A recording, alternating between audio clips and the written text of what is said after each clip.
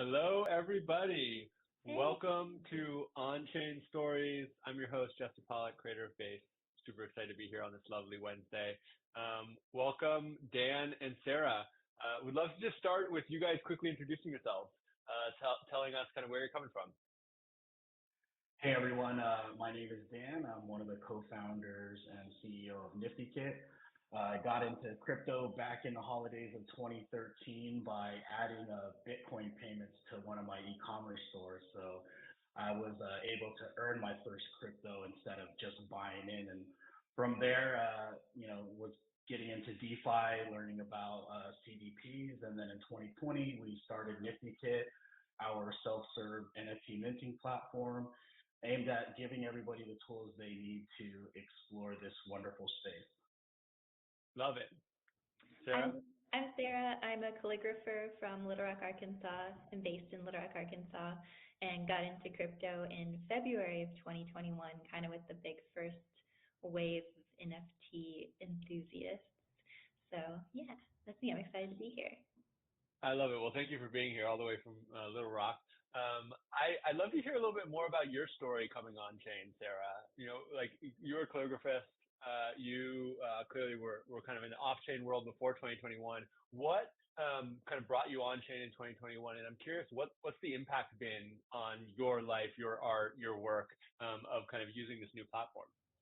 Yeah, it's totally opened up a whole new world of tools for me to play with. I wasn't super into digital art prior to learning about NFTs, and then that kind of like ramped up that practice for me. And so I started doing digital calligraphy on my iPad as well as illustrations. I've got a series of NFT illustrations, but the real force for me to want to join was kind of having ownership over my work and say as to where it goes, and you know, having like provable ownership of what I create as somebody who created in prior to this on Instagram, and having your work kind of taken sometimes and not attributed and things like that. So kind of the ownership and power of that really drew me to the space. And also just kind of like, I'm an art history nerd, and I just felt like this was like a huge moment for art history. So I was like, I can't not be a part of this.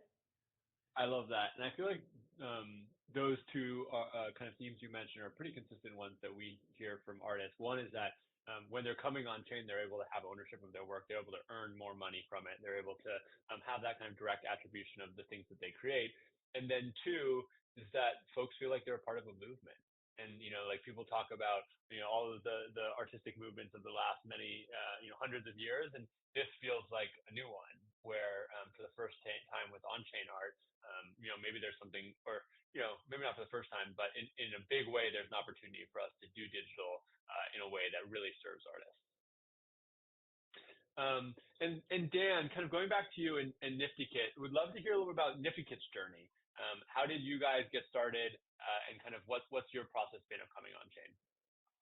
Yeah. So as I mentioned, I got in early, just being able to earn crypto. So my co-founders and I, we go way back. We've worked at different startups. We got hackathon mentality, and we just believe in building stuff that people can use to carve out their own destiny and control it, right? Being able to have access to these things that may seem overwhelming or far out of reach technically.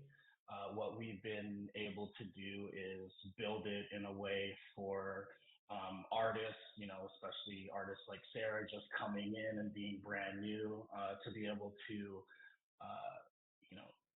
upload their artwork, earn what they deserve for the work that they create. And, when we started building this out in 2020, we started creating a platform, and we launched early 2021, right as that first NFT bull run was really happening. So we got to see a lot of how people were interacting with the tool, seeing what works, seeing what doesn't. And now that we're coming around to 2024, we're prepped and primed and ready to go to really help a lot of people, especially getting them on base and scaling up. So super excited what we're able to do, not just for creating NFTs, but all these other things we have as far as utility and ability for creators to do more than just sell an NFT of their artwork. Yeah, and I think that that's definitely a theme for us as we're heading into 2024. I almost feel like NFT is an outdated word at this point. It's like really what we're seeing is we're seeing artists and creatives start to bring media, start to bring creativity on chain, and they're using this new technology to enable that to happen. And then on top of the media that they're bringing on chain or the creativity that they're bringing on chain, they're able to build all sorts of incredible experiences, whether that's making things redeemable for, real physical goods, or building communities around the assets that they kind of are launching. I saw recently people using kind of the assets they bring on chain as the kind of foundational inputs for AI models, which are then allowing other people to create more kind of in the style of the work in the style of the artist with direct attribution to the artist and actually underlying economic revenue share back to the artist. And I think this technology is really enabling us to do things that we've really never seen before, which is pretty special. Tell us a little bit about today. Obviously, NiftyKit is coming and supporting Base with kind of the full stack of tools. Sarah, I know that you're a part of this launch. And what's the story behind the collection and the work and the media that you're bringing on chain today?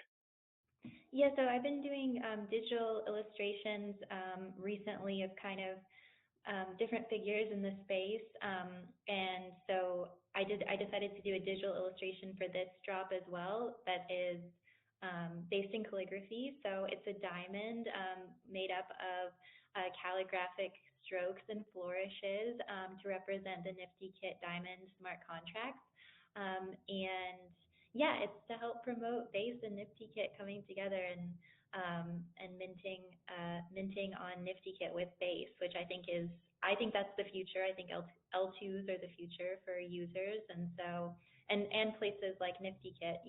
As an artist, I'm totally left-brained, like not technical at all, and places like NiftyKit make it possible for us to mint and play and do our creative side of things.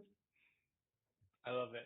And I think you said kind of L2s are the future. I think that's exactly what we're seeing as well right now, which is that just the space of who can come online on chain and create is way opened up when you move from having, it costs $5, $10 to create something to having it cost cents or even be free. Dan, Sarah, as we're looking kind of to the next few years, maybe just starting in 2024, what are you guys excited about? What's kind of the change you're expecting to see in the broader world as a result of kind of these new platforms that are emerging?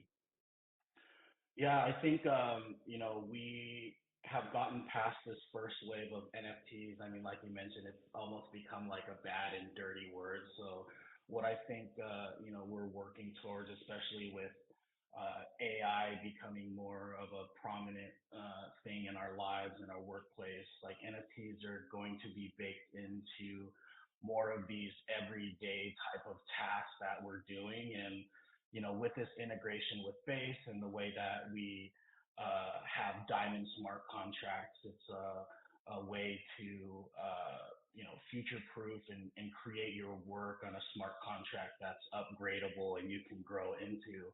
We want to be able to give tools for creators to be able to leverage NFTs in other way than just the visual component. So if we're thinking of, provenance or ways to authenticate that you're talking to the person that you really are talking to. I mean, right now we only know like the surface level visual aspect of NFTs, but wait until they become like baked into everyday life, and businesses and marketers and other people besides artists are using NFTs in ways that we probably aren't even thinking about right now. So super excited for, everybody who's going to come onto the NiftyKit platform, use this integration and show the world, something new that you've been cooking up. Like, we want to be able to be the platform to help you, get there. I love it. Sarah? Yeah, I agree with everything Dan said, and just the ease of L2s, and I think L2s just kind of innately improve the UX of the experience of using crypto, and so I think that, like Dan said, there'll be so many different ways to use this technology, and probably people won't even realize it, you know? So yeah, I'm excited for improvements in UX aided by things like Base.